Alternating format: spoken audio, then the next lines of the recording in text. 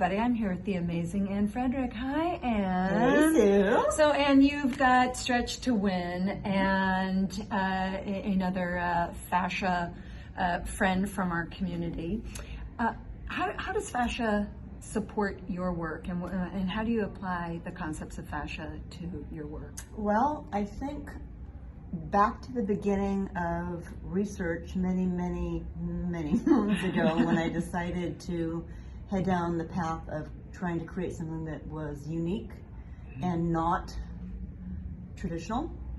And I was doing research and I came across an article in the science library looking at limitations for flexibility, which was always kind of my thing. And the two things that showed the most restrictive components in the human body were the joint capsule and the fascial system. So I thought, okay, well, let's investigate that a little bit more. And I'm talking the early 90s, so there was not a whole lot of information out there. And with my dance background, I thought, you know, if we can make this more movement, and we can make this gentler, and we can make this transfer to function, this will have a better application for lots of folks. Yes, and you also, now you have an entire program. You've got thousands of people that you've had brought through your work. Share a little bit about the type of practice that you're trying to bring out there to the community. Absolutely. The philosophy to me that has always made the most sense is to never cause pain when trying to make change. I love that idea. Yeah. I'm with you. And I also think that to truly have a modality that I've created to be designed to be incredibly thoughtful and gentle on the practitioner themselves. Yes. Because using their whole body as they're working on their clients. Isn't that such a novel idea? There aren't many modalities, or any if I truly know, that are assisted, that have the practitioner's well-being in mind as well. So what's unique about mine is because I developed it on NFL players that were 4 times, 5 times my size, I had to get very biomechanically efficient really early on. And if I didn't, I wouldn't have survived. So I created something that's really easy on your body, and your whole body works. And you use the earth or ground to help you, and you don't use your hands. You use your hips and your shoulders. And you, I like to say what's unique is it's not a therapy that is on them, to them, or at them, but with them.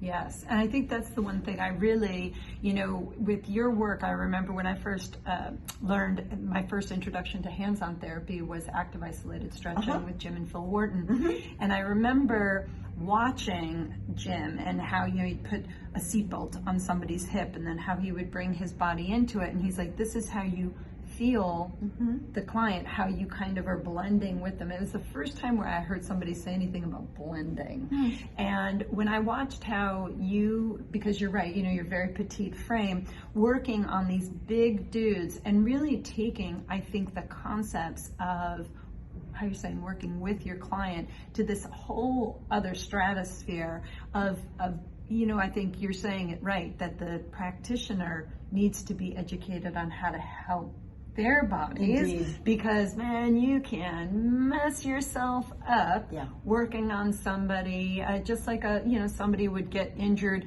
trying to help their aging mother get out of a tub, and so we really need another 2.0 level of teaching therapists not a technique but how to also preserve their bodies so that they have longevity. I mean, for sure your program has got this in spades. And so now, are you guys traveling? Are you back in groups working on people? Are you online? What are you doing? We are live in Chandler, Arizona. We've got a large headquarters. A very large headquarters. Amazing. 11,000 square feet of wonder. Yes. I also have a Canadian company in Toronto. And I believe we're going to head to the UK in the spring and start to develop that piece too. Amazing. So in this last little question here, I've asked everybody this. If you had to tell anybody who is listening, the most important thing you think that if you had to give somebody advice, somebody said, Ann, I want to try to help myself live a better life. What's the first thing you would tell them to do? Well, I think you and I are very aligned. Because Yes. I think the most important thing is to have a passion for what you do. But I also think with that comes the responsibility for taking care of your own well-being before you take care of somebody else's.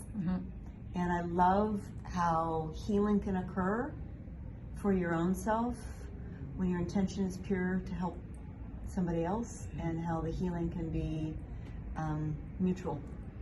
I think I've heard this a couple of times from people. Is it really comes down to loving yourself, making yourself important. Because I think when you really do that, and you're saying, well, what am I doing today that's really in showing love to myself? I think that's the thing people don't really stop and think about. So I hope you guys all find your passion. How can people find out about your passion and what you do, Ann? Well, stretchtowin.com is the website. You can see what's going on there.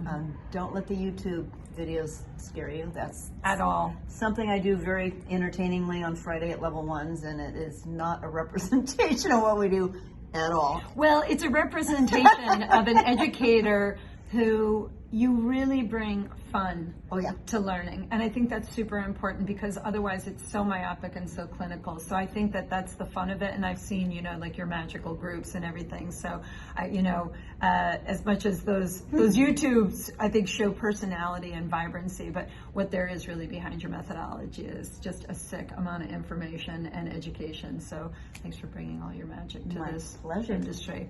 I hope you guys will check out Ann, and until we see you again, see y'all soon.